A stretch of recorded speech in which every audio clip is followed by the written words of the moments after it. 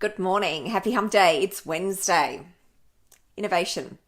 Innovation is all around us. And when you think of things that are innovative, what comes to mind?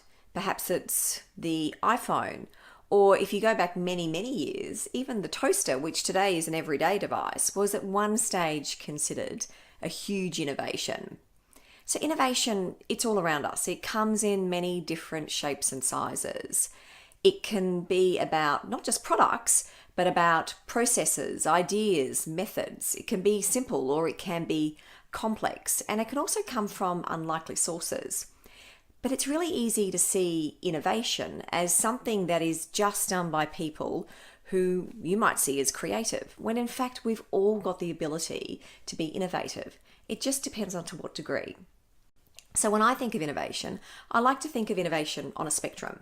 At one end, you've got innovation, which is simple. It might be just an improvement to a process. And then you've got innovation, which is far more complex, far more disruptive, or what Clayton Christensen, the author of The Innovator's Dilemma, would call disruptive innovation. So it's making things that we haven't even realized that we need or that we wanted as consumers or as people working in an organization. And it's the type of innovation that disrupts industries and changes how we work and how we live. It's the less complex innovation that we can far more easily all contribute to, because we can all find ways to do things better, to think about things through a different perspective, to approach things differently.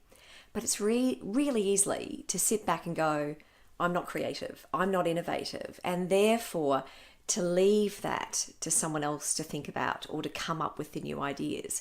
But if you have that mindset, you're going to miss the opportunity to see what could be different.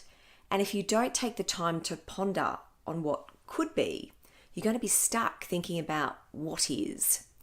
And when the world is constantly changing, it's important to really be open to what's new.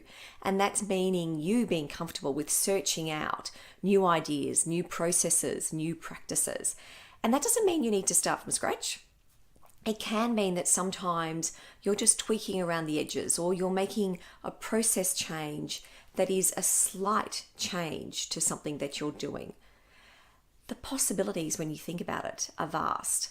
And in many respects, often the really great ideas come from the everyday. It's you being curious about what's happening around you, or noticing when things perhaps aren't working the way they could be. Now, I love the story of the person who invented Velcro. Now, when you think about Velcro, it's something that we use all the time.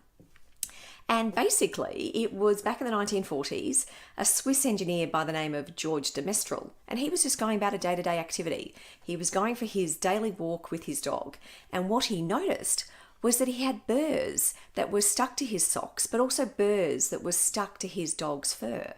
He got curious, because it was by getting curious that he then realized that there was an ability to create something that could connect two pieces of material together, and hence Velcro was created. So for you, think about what frustrates you at work, or what is it that you're curious about? What are some things that you could perhaps do better, or pain points in a process that you have to do all the time that slow you down? What could be done just a little bit better or differently in some way? What are your competitors doing? What are they not doing? What ideas does this create for you? Now, look, it can be hard in organisations to make improvements because often there is inertia to overcome and bureaucracy or roadblocks to work through. But you know that when you want to make a change and when you want to make progress, it's the pushing through that's going to make all the difference. And Brené Brown, who many of you will have heard of, who's the author of multiple books, including the really one that I really love around the gifts of imperfection. And she talks about there is no innovation and creativity without failure, period.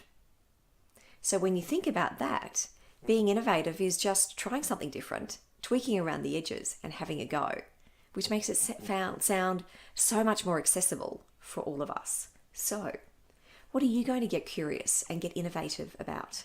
What are the opportunities for you to do things differently in your organisation or even in your personal life? Take care, and I'll see you next week.